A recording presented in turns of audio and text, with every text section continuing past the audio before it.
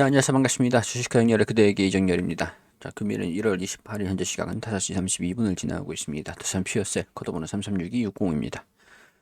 자, 두산 퓨어셀도 시장의 영향도를 좀 받고 있는 상황들인데 1분기, 4분기에 대한 실적 우려감들도 같이 동시에 좀 동반을 좀 하고 있는 상황들입니다. 자, 일단 두산 퓨어셀 같은 경우에서는 솔직히 좀 따지고 보면은 가만히 생각을 해보면은 실적 우려들보다 수소법에 대한 기대감들, 기대 요인들이 더 강하게 반영이 되고 있는 상황들이었거든요. 근데 이제 수소법이 통과가 되지 않고 있다 보니까 아무래도 실적에 대한 우려감들이 있다라는 식으로 좀 이제 투자 심리가 좀 위축이 되면서 주가가 조정을 좀 받고 있는 모습들을 계속 이어가고 있는 상황들인데 일단은 장기적으로 봤을 때 이 수소 연료 전지에 대한 수요는 경고할 것으로 예상을 하고 있는 상황들인데 이게 수소법이 통과가 좀 언제 되느냐에 따라서 실적에 대한 부분들이 좀 중요도가 높기 때문에 좀 약간 살짝 투자 심리가 좀 얼어붙고 있는 그런 상황들이고 더군다나 이제 성장주 에너지 섹터에 있지만 어쨌든 뭐 에너지냐 성장주냐 에너지가 사실 금리 인상 시기에 경기 방어주로 에너지에 대한 부분들이 좀 부각이 받기도 하기도 하거든요. 근데 일단 이 에너지에 대한 부분들이냐 성장주냐 에너지는 에너지인데 성장주이기도 하기 때문에 약간 여기서 좀 오락가락하고 있는 그런 투자 심리에 대한 변화 좀 무시는 할 수는 없을 것 같습니다. 자, 오늘은 시장이 진짜 공포 패닉셀이 좀 보여주다가 엄청나게 제가 이 지지구간 추세 하단 부분 좀 그어놨었는데 여기까지 논스톱으로 쭉 떨어졌었어요. 이게 야금야금 떨어지는 게 이게 진짜 사람 피 말리게 하는 거거든요. 이것도 정말 진짜 힘든 그런 장을 좀 연출해주고 있는 상황들이라 오늘은 그래도 장이 어느 정도 반등이 살짝 나온 것들이 있어서 약간 이런 반등이 좀 나올 수도 있지 않을까 여기처럼 쭉 떨어졌다가 반등 이렇게 살짝씩 근데 좀 살짝 손이 가야 되는 게 맞는데 지금 이성적으로는 지금 여기가 이제 LG 에너지솔루션도 그렇고 뭐 전반적으로 금리에 대한 FOMC도 마무리됐고 3월에 이제 금리를 인상시킬 수도 있겠지만은 그때 금리를 인상시킨다라고 하는 게 0.25%를 올릴 것이냐 0.50포인트 퍼센트를 올릴 것이냐 뭐 25바벨 포인트를 올린다라고 하면 그냥 그러려니 하겠는데 50바벨 포인트를 올려버린다라고 하면 금리 인상을 한 차례 0.25, 한 차례 또 0.25, 2차로 단계별로 이렇게 올리는 게 아니라 한 번에 두 번 인상한 그런 효과들을 반영을 할 수 있는 상황들이라서 진짜 강경적인 매파죠. 약간 이런 상황들이라가지고 시장의 우려감들은 아마 2월 달쯤에서도 계속 유지는 좀 될 것 같다는 생각이 듭니다. 대선도 좀 남아있는 상황들이고 상승 모멘텀을 찾기에는 조금 이제 설날도 남아있고 아직까지는 조금 이제 시장에 대한 부분들 어려움을 완전히 개선을 시킬 것이다라고 보기에는 좀 힘들겠죠. 그렇기 때문에 이런 시장적인 포인트를 봤을 때도 대응에 대한 여부들을 결정을 할 때도 아직까지는 그래도 두산 피어셀이 대응을 좀 잡을 수 있는 포인트들은 없구나라고 보는 게 좀 현실적이지 않을까 그런 생각들이 들어요. 자, 그래서 현금 비중을 나중에 대응 계속 이렇게 말씀을 좀 드리고 있는데 그리고 두 번째 포인트를 봤을 때는 실적 발표가 언제 나와줄 것인가.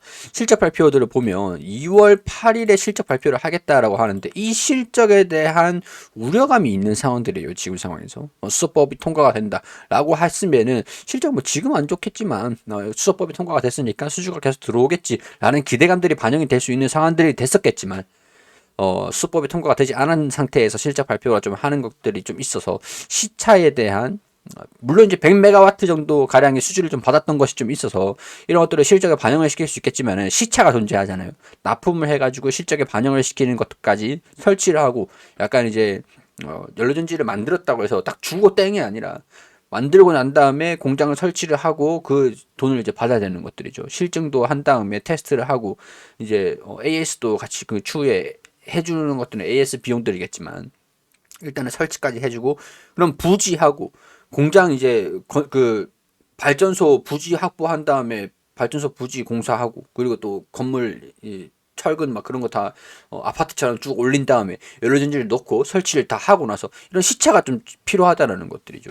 뭐 마스크 사업 같이 그냥 마스크 생산해 둔 거 그냥 납품을 딱 해주고 땡이 아니라 이런 것들은 실질적으로 좀 재무에 반영되는 것들이 좀 있기 때문에 100메가와트 가량을 수주를 좀 받았다라고 하더라도 실적에 반영이 되는 것들이 시차가 좀 존재를 하기 때문에 그 실적을 지금 당장 4분기에 반영을 시키기에는 조금 어려울 수도 있다. 그렇기 때문에 조금 4분기에 대한 실적이 우려감이 좀 있을 것 같다라고 보고 있는 상황들이긴 합니다.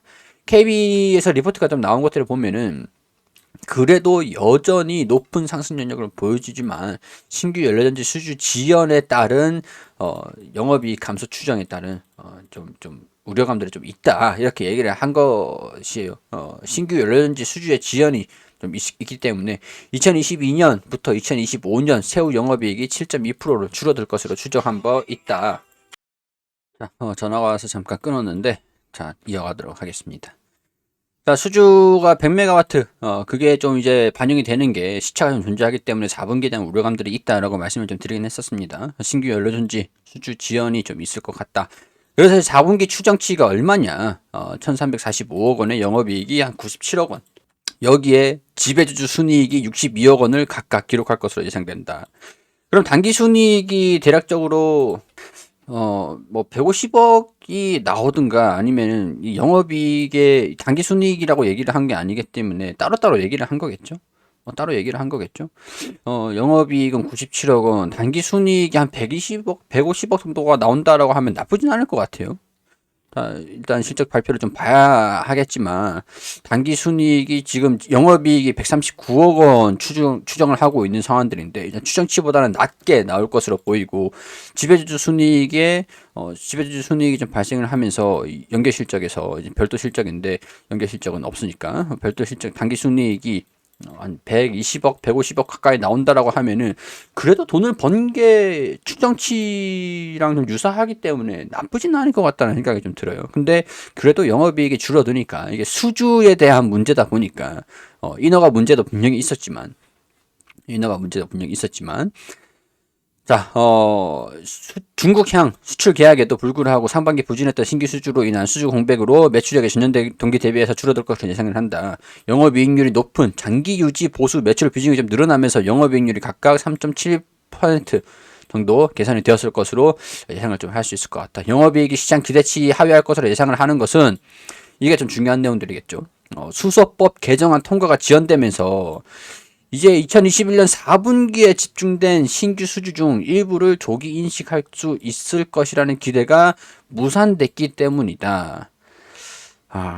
이 2021년 4분기에 집중된 수주를 좀 조기 인식을 할 수가 없을 것 같다.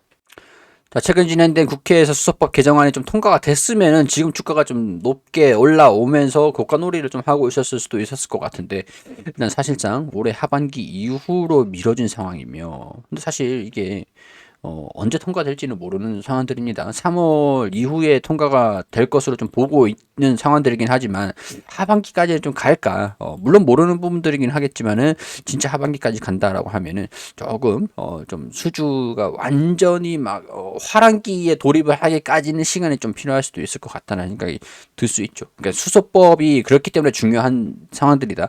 이렇게 이해를 하시면 될 것 같고요. 청정수소 발전 의무화 제도 시행이 좀 늦춰지더라도 그렇다라고 하더라도 300메가와트 이상이 수요는 계속 있을 것 같기 때문에 실적에 대한 부분들이 그렇게 나쁘진 않을 것 같다라는 시차가 필요한 것뿐이지 시차가 반영되면서 지금 영업 활동을 하고 있고 수주가 계속 받고 있는 상황들이 있기 때문에 지금 이 시기만 지나가면은 실질적인 부분들의 안정세가 좀 기대를 해볼 수도 되지 않을까. 해볼 수 있지 않을까 그렇게 좀 보고 있는 상황들인 것 같긴 합니다. KB증권에서 이 리포트에 대한 내용들이 좀 나온 것들인데 다양한 부분들이 좀 있지만 결국 이 내용들인 것 같아요. 일단 여기 하방 압력으로 좀 작용이 됐지만 수소법 제도라는 게 일단은 시행이 좀 늦춰진다라고 하더라도 2022년 수소 연료 전지 수요가 300메가와트 이상 창출될 수 있을 것 같기 때문에 뭐 영업 이익률에 대한 좀 그 부분들이 좀 정상화가 좀 시차 때문에 이렇게 된 거지 사실 수준은 좀 견고할 수 있을 것 같다라는 부분들이기 때문에 투자 의견을 매수로 투자 의견 바이 대신에 목표 주가는 지금 조금은 하향시키겠다. 그렇게 수주 공백 상반기까지 좀 이어질 수 있을 것 같다. 수주 공백이 그렇게 좀 보고 있는 상황들인 것 같습니다. 자, 그러면은 리포트 상에 볼 수 있는 내용들을 확인할 수 있는 내용들을 보자면 수주는 지금 야금야금 들어오고 있는 상황들인 것 같아요. 수주는 조금씩 들어오고 있는 상황에서 실적 정상화 단계에 이어지고 있는 상황들인 것 같은데 수주 공백이 이번 상반기까지는 계속 반영이 좀 될 수도 있는 상황들이다 보니까 수주가 앞으로도 계속 들어와 주면서 실적에 대한 부분들이 정상화가 이루어져야 되는 그 과정들, 그 과정들의 수소법 통과, 그런 기대감들, 투자 심리에 대한 변화, 그런 것들도 같이 체크를 좀 해봐야 되는 좀 복잡한 상황들이라고 할 수 있을 것 같습니다. 제가 예전에 4만 원 이탈하는 거는 좀 예측하기가 좀 힘들다, 예상하기가 좀 어렵다. 4만 원은 이탈을 안 할 것 같다라는 생각들이 좀 들어서 말씀 좀 드리긴 했는데 일단은 시장이 완전히 뭐 폭락하는 뭐 그 이후에 3% 코스피 그리고 또 3% 연속적으로 한 10% 가량 쭉 떨어진 6%에서 8% 가량 떨어진 그런 상황들이에요. 그래서 이 월, 화, 수, 목 지금 오늘 금요일까지 내리막 완전 롤러코스터를 타고 있는 상황들인데 어제는 12% 가까이 좀 빠지면서 굉장히 좀 폭락하는 흐름들을 좀 보여주긴 했습니다. 전반적으로 과열 매도 양상들을 좀 매도가 과열 중인 거예요. 투자 심리가 굉장히 좀 극에 달아 있는 상황들이다. 라는 것들 인지를 하시면 좋을 것 같고요. 여기서 좀 이제 바닥을 좀 다져주는 거 이렇게 바닥을 다져주다가 또 실패해가지고 떨어졌는데 또 여기서 실패를 한 좀 실망감들 주가에 반영이 된 것들도 없지는 않은 것 같습니다.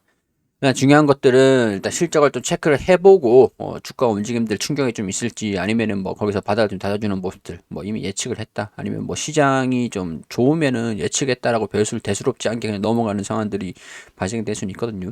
이미 뭐 실적적인 부분들 반영을 했다라고 해도 거의 무방한 주가니까 일단 실적 발표가 7일에 실적을 발표를 한다라고 하니까 8일이죠, 8일. 6월 8일에 실적 발표를 한다라고 하니까 실적 발표를 일단 확인을 하고 조금 부진한다라고 해도 이해를 하고 그 추후에 그 이후에 움직임들을 보면서 좀 대응 포인트들을 잡아야 되지 않을까 그런 생각들이 좀 들어요.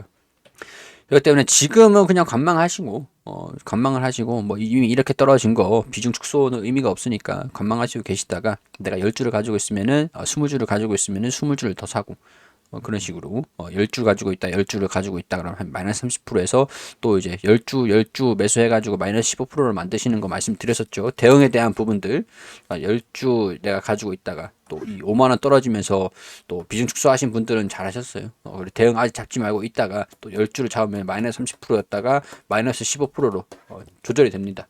그 다음에 또 반등이 살짝 나와주면 이게 숨을 주면은 여기서 이제 숨을 줄을 잡아야 되죠. 평균 단가를 좀 낮추고 대응하는 게 중요하다. 그리고 반등이 좀 나와주면은 본절 구간이 아니면 약손실 구간에서 현금 확보를 좀 한 다음에 또 이제 이런 식으로 좀 이런 식으로 또 가주기를 바라보면서 평균 단가를 계속 관리해서 나가보자. 그런 식으로 좀 의견을 드릴 수 있을 것 같아요.